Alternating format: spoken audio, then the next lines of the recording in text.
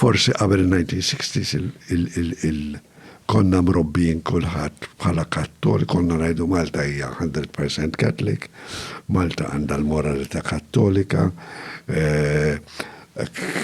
ta' biċċa ħobs l-ewwel tagħmel sarib bis-sikkina fuq għambat wara taqtaħħa, għamilna affarijiet aktar assis tbus lude, niftakarhom ma' older than you. Dik spiċċat, and it hasn't been replaced by any other ideology. Għamil kważi l-lum il-ġurnata, għek bnidem tajdlu inti Kattoliku, kważi jistħajlek jiva jien Kattoliku, jien kważi jena kredenti, jew jena nemmen fekkek, għek jena nemmen f'din-turrina tal-Knisja. Apparti li everything is questioned.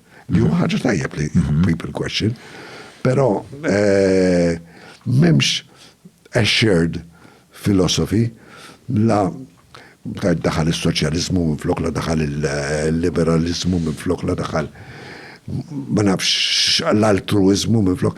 There's no guiding philosophy in society u li kħet nħossuha. U ħanna il-ġenerazzjoni tiegħi tlajna meta din il-previous philosophy kienet qawwija bdiet tikkiser. But hemm ġenerazzjoni sħaħ li taraw minn ajra. You know?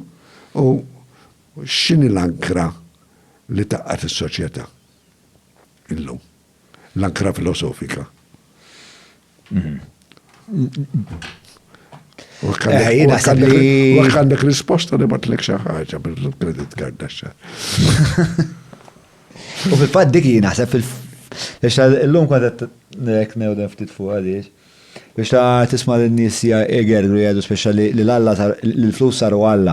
Issa jiena bniedem li l-free market inħobbu da l-affarijiet naħseb li waslu għal ħafna innovazzjoni u imnalla għanna li preferi ħafna mill-idejat biex ta' komunista jgħek. Pero naħseb the shared ideology hija. La ma ġejx, il-fasċizmu ta' ħażin kien il-fasċizmu, kien imexxi n-nies, il-komuniżmu ta' ħażin kien imexxi n-nies. Ma illum għaw isu dal-fragmentation għaw ta' soċjetà li wassal għal l-ideoloġija prevalenti hija individualizmu u naħseb li hija instanzjata fil-kirba l-flus. Għandek kilba, għandek ngħidu li huma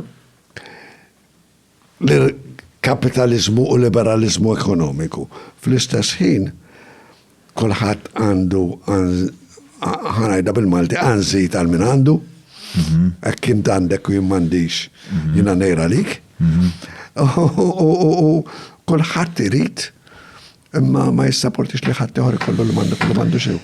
Le, inti li t-ponta leħt biex huwa nuqqas ta' set ta' valuri li jaqduna. Ma mux common values. Tipo memx reference point tajt inti. There's no reference, there's no moral code. I was about to get to that. Eżatt. There's no moral code which is shared. Are you a moral li hemm kodiċi morali? Assolut?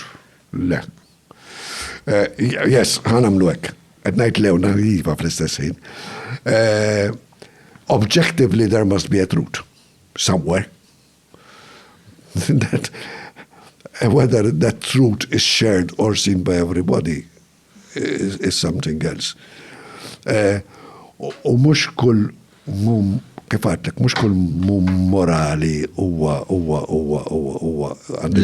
legali, you know, or vice versa. Law and morality are not coextensive. Pero għanna bżon edukazzjoni li ma tallimx l-affarijiet l-nies. Tallimhom il-ħsibijiet, tallimhom il-valuri. I mean, fi żmieni kien biex tidħol l-università kien trid tagħmel l-eżami tal-reliġjon, l-apologetics kien Kattoliku, apologetics and Catholic doctrine. Kienet għaliex għandek timponi suġġett ieħor lill-Kattoliċi iktar mill-oħrajn. Yes, ok, neħħija. Diskriminazzjoni kontra l-Kattoliċi, però għamel xi ħaġa fuq values. That people, that you show that people have values. Illum ma teżistix. Hekk inti tissir inġinier titgħallem kif tagħmel bridge, ma titgħallimx il-valuri għaliex qed tagħmel dak il-bridge. I mean, naħħejna il-valuri mill-edukazzjoni saret istruzzjoni, mhux edukazzjoni llum. It-tfal tiegħi jitalmu l-ethics.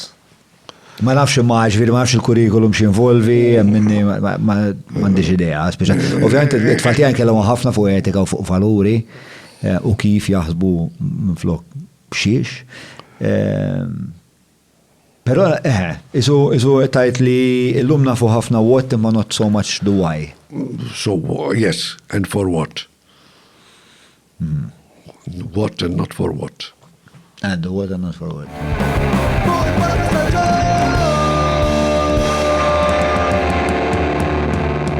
Mela, tlaqna?